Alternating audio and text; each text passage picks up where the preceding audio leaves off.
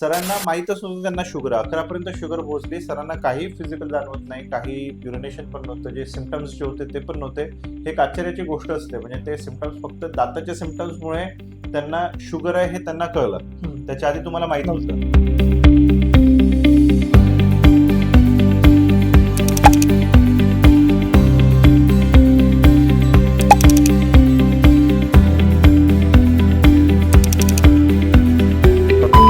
आपल्या सोबत विनोद जाधव सर आहेत. हे सरच आहेत ऍक्च्युली.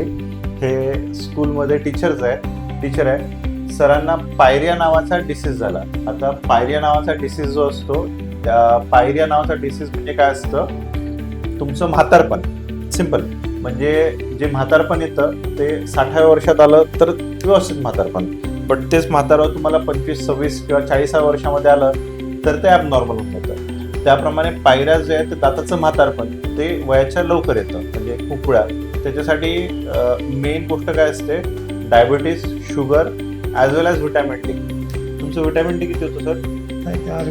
रिपोर्टला होतं. व्हिटॅमिन डी पण कमी होतं ना तुमचं? सरांचं व्हिटॅमिन डी 12च्या आसपास होतं माझ्या मते. आणि शुगर किती होती तुमची? Sugar 283 fasting. 283 फास्टिंग. आणि पोस्ट प्रँडल 400 450. तर पोस्ट प्रँडल सरांची 450 शुगर होती, म्हणजे HbA1c 10च्या वर. 11.2 HbA1c होतं त्यांचं. तर हे दोन फॅक्टर्स कॉम्बिनेशनमध्ये, व्हिटॅमिन डी आणि डायबिटिक, हे दोन फॅक्टर्स कॉम्बिनेशनमध्ये त्यांच्या दाताची हाड त्यांनी खराब केली. आणि एकदम यंग वयात सरांचे तुमचे दात हालत किती दिवसापासून होते असे सगळे?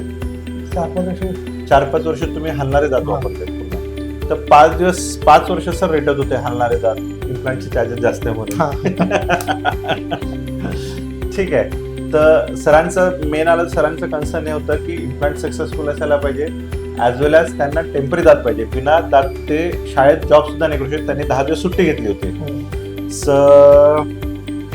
सरांचं शुगर कंट्रोल करायसाठी आम्ही 1 महिना थांबलो. किती दिवस थांबलो? 1 महिना शुगर कंट्रोल करायसाठी थांबलो. आता तुम्ही गोळ्या चालू केल्या ना, तुम्हाला माहितच नव्हतं शुगर आहे म्हणून? सरांना माहितच नव्हतं त्यांना शुगर 11पर्यंत शुगर पोहोचली. सरांना काही फिजिकल जाणवत नाही, काही युरिनेशन पण नव्हतं, जे सिम्पटम्स जे होते ते पण नव्हते. हे एक आश्चर्याची गोष्ट असते, म्हणजे ते सिम्पटम्स फक्त दाताच्या सिम्पटम्समुळे त्यांना शुगर आहे हे त्यांना कळलं. त्याच्या आधी तुम्हाला माहित नव्हतं. तर कारण की समजा कधी पण एक गोष्ट आम्ही लक्षात घेतो, जेव्हा यंग एजमध्ये दात जातात ॲबनॉर्मल रिझनमध्ये, इन्व्हेस्टिगेशन मस्ट असतात. खूप लोक त्या इन्व्हेस्टिगेशनला घाबरतात, पण ते का झाले, का होऊन राहिलं, याचं रिझन आपल्याला सापडलं तर त्याचं सोल्युशन आपण करू शकतो. कारण की एवढ्या मोठ्या इच्छात सुद्धा, म्हणजे इतक्या शुगरमध्ये सुद्धा आणि व्हिटॅमिन डी कमीमध्ये आपण इम्प्लांट जरी टाकले तरी ते फेल व्हायचे चान्सेस असतात. त्याच्यामुळे पहिले व्हिटॅमिन डी ब्लडमधलं व्यवस्थित लेवलवर आणायचं, शुगरवर लेवल आणायचं, हे इम्प्लांट टाकायच्या आधी आपल्याला करणं गरजेचं असतं. सरांचं सगळं केल्यानंतर सरांचे 6 इम्प्लांट टाकले.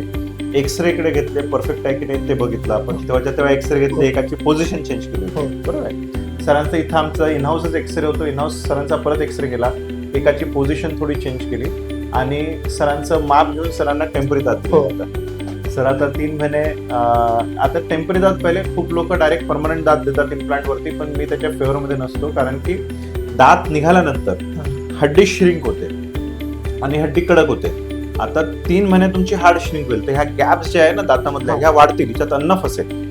पण ही पूर्ण श्रिंकेज 3 महिन्यात कम्प्लीट होईल. मग 3 महिन्यानंतर आपण जे दात बनवू परमनंट फायनल, त्याच्या आतमध्ये गॅप नाही राहणार, ते अन्न नाही फसणार.